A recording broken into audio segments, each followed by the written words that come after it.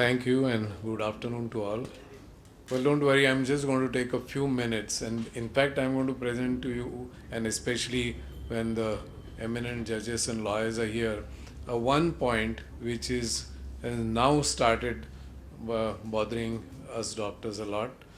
And there was a time in 1991 in the same, of course, that was at that time that was an old building and of IMA and an old hall, and the Supreme Court had just decided the VP Shanta case, and there was a meeting.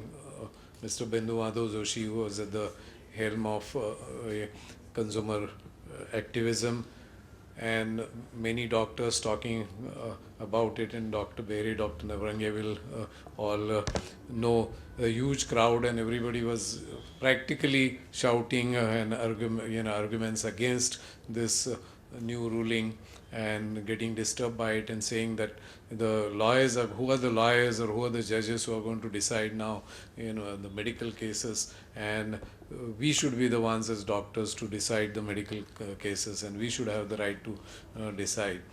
And there were few, and so this particular judgment should go away, and the Consumer Protection Act should not be made applicable to doctors and all that.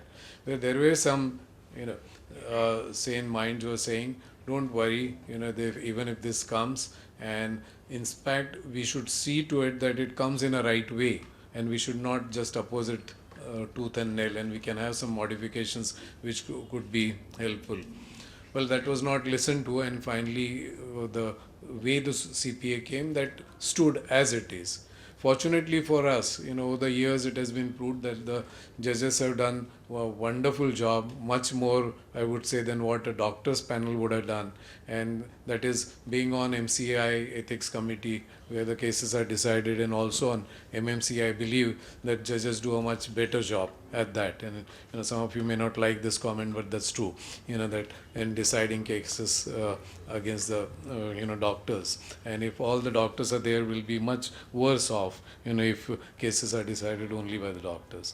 So just one point that now has started bothering us, and this is regarding this point. This was one of the first cases where an actual compensation was given by the court, where a mop was left. This was a case of Maharashtra, and many cases, medical legal cases, the first Supreme Court medical legal case started in city of Pune between the two doctors, and that was Dr. L.B. Joshi's case, and this was one of the cases where this compensation at that time was 36,000.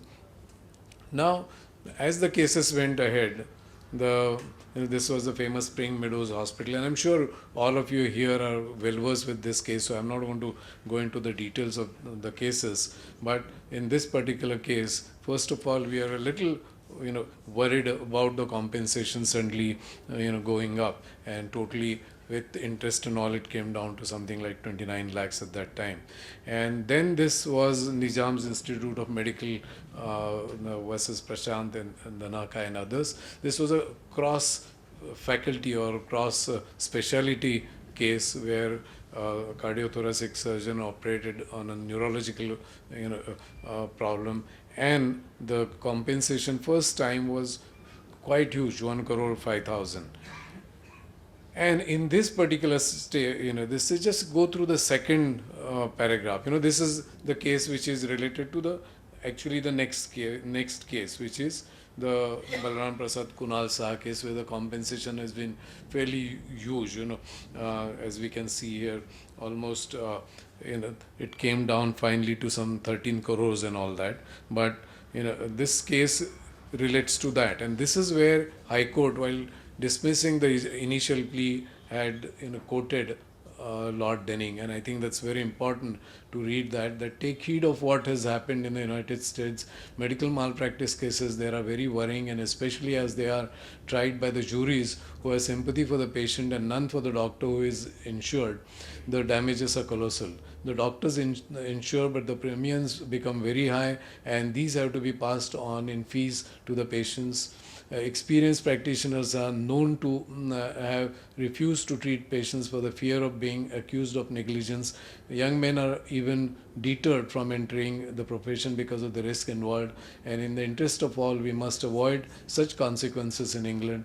Not only must we avoid excessive damages, we must say and say firmly that in professional man an error of judgment is not negligent.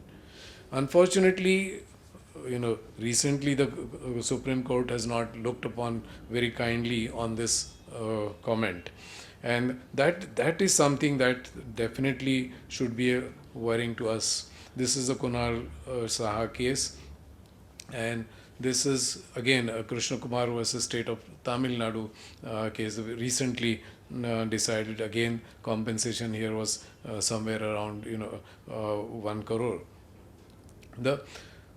In this particular case, this statement that has now come in is a little disturbing. Is that the principle of awarding compensation that can be safely relied on is institutio in integrum.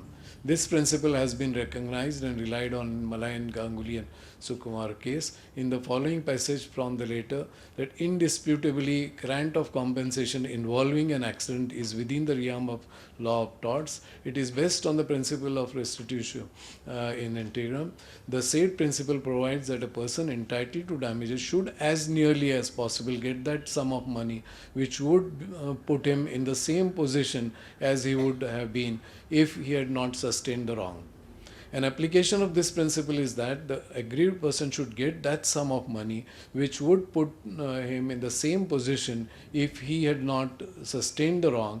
It must necessarily result in compensating the aggrieved person for the financial loss suffered due to the event, the pain and the suffering undergone, and the liability that he or she would have to incur due to the disability caused, and that's why the compensation given.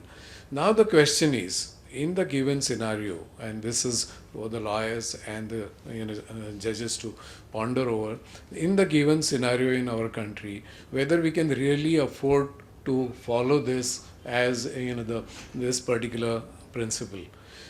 Where do we have any other mechanisms? Are we going to put this hanging sword on the doctors? Suppose the doctors have practiced for 30 years, 35 years, and maybe he is individual doctor on his own. How much premium he is supposed to pay? How much he can anticipate that the case will he may have to, in a particular case, he may have to pay off so much of the compensation.